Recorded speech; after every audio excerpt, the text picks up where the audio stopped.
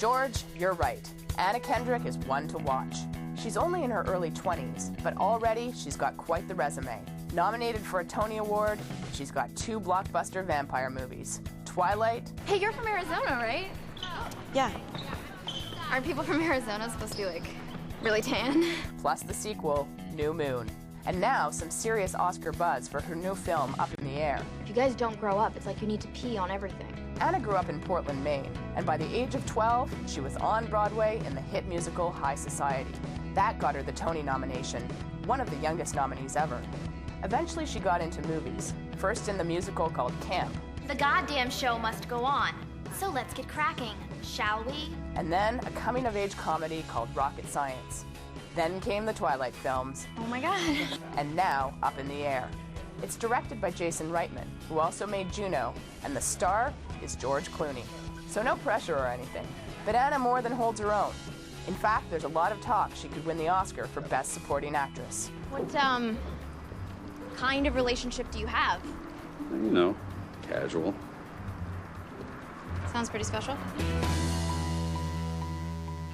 Hey, everybody, say hello to Anna Kendrick, please. Welcome to the show. Thank you for having me. How are you? I'm great. I'm so glad to be back in Toronto. Yeah, that's right. You shot a film. You shot here. You shot in Vancouver. You spent a lot of time in Canada. I know. Somebody was telling me that I'm an honorary Canadian citizen, which made me happy. Okay. Except that people at Customs still give me really weird looks when I tell them that I'm an actor, which is strange because we live in this bubble where everybody knows everything about film. And they always ask me what I've been in, and I usually just say Twilight, because it's the thing most people have heard of. And the last guy at Customs said, "Oh, I'm sorry, I don't get the Sci-Fi Channel." Yeah. He was like, "But you have to start somewhere, so good luck." Trust me, you're going to like that. That's a much better reaction, right? That's amazing. The Sci-Fi Channel. Yeah. But it's actually, that's the one project where it's really refreshing when people don't know what it is. I'm always thrilled when people know other movies that I've been in, because for the most part they've been really small movies. But when somebody doesn't know what Twilight is, it's actually pretty exciting. Well, that's going to change on this one. I think Up in the Air is it's a film because you get to really carry this film. Which is, think about it, you're in a film with Vera Farmiga and George Clooney, and a lot of the emotional work in this film has to be carried by your character. How did you, like, when you, I know Jason wrote the character around you because it wasn't in the original book, but how did it get to you, this particular film? I just got the script as any other script, and I went in and auditioned, and I was so sure that Jason Reitman hated me. I thought he either hates me or he's just cold and terrifying as a human being, and I'm gonna have to work with him, and it's gonna be awful. But he told me afterwards that he was trying to stay really reserved and not kind of show his cards because he didn't want to psych me out. Right. He thought that telling me that he had me in mind and really wanted me to nail it would have psyched me out. But I think I felt pretty psyched out. We still debate over what was the right choice. So if you see, the next time you see him, tell him I'm right. You're right? Okay. Yeah, sure. Anna sent you. Wait, but did you think you blew the audition? Oh yeah, oh no, I was so certain that it was, I just sort of resigned myself to being really disappointed that it didn't work out because the script was so beautiful. And my manager called me over the weekend and said, "I think you're gonna get an offer on Monday." And I assured her up and down it was absolutely not a possibility. I was like, "You weren't there, he hates me." But is it the kind of role you looked for? Yeah, I'm so attracted to roles for smart, strong women. Particularly, the rare thing about this is I knew from the beginning that it wasn't a romantic part. It said on the cover sheet, it explained a little bit about the character. And so I was reading the script and I kept expecting her to just disappear from the script because I knew that this role is for a young woman and it has nothing to do with romance or sex, and it's just about her being interesting and well-rounded and smart and going toe-to-toe with George Clooney. And she's crazy in her own right. She's got a lot of problems, but that's the really rare and beautiful thing about this role. Did you always want to get into a Clooney film and not have a romantic part? I never really thought about it that much. I mean, it was the shocking thing about it was every time I told a friend that I was doing this movie, the first thing they asked was if I got to kiss George Clooney. But you said not on camera. I said nothing of the sort. You're trying to get me in trouble, no, man. I'm trying to present an opportunity for you to get in trouble. It's all you, not me. I'm just going to sit quietly and be a lady.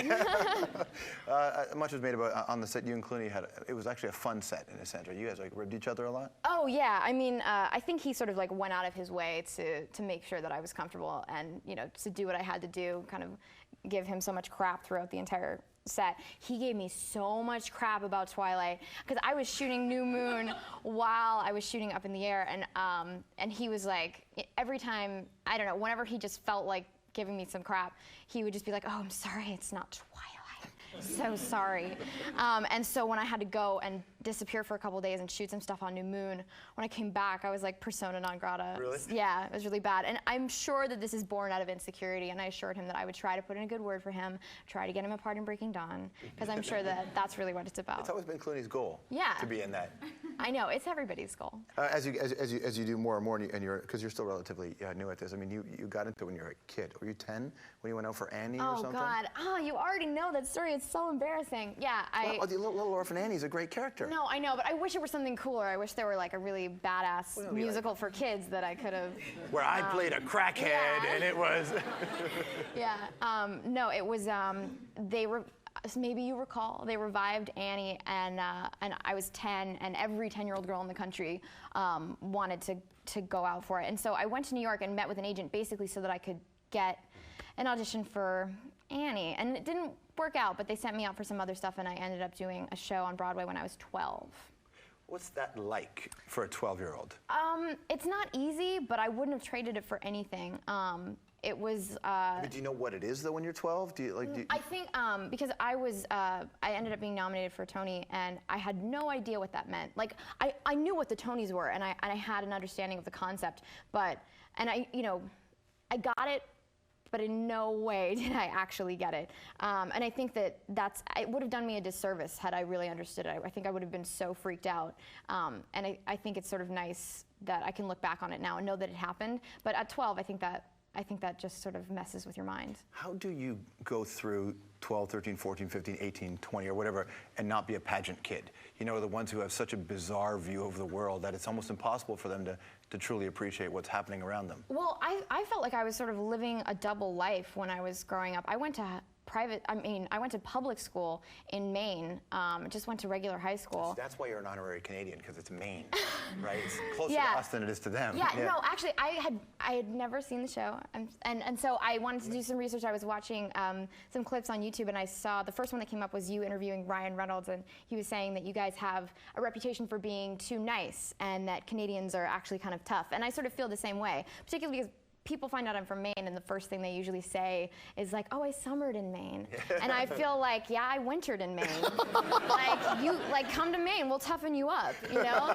So it breeds hardy folk. For sure. Yeah, but I would just sort of go to New York and like workshop new Broadway shows, and I moved to New York. I graduated early so that I could do a show when I was 17. So I felt like I was sort of leading a double life. I was much like a child spy, except not as cool. But where were you spying, in the school or in New York? No.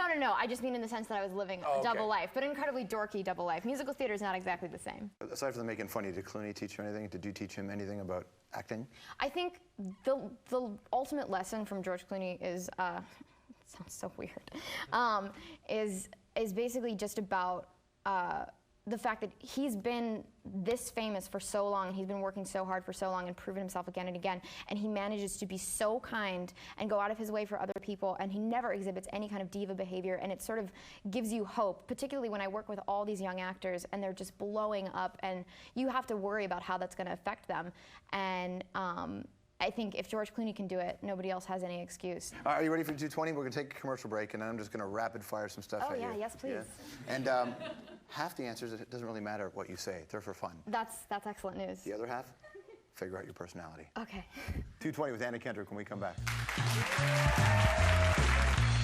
George Clooney, he fought vampires in From Dusk Till Dawn. Did that strain or help your working relationship with him? That would have been good ammo.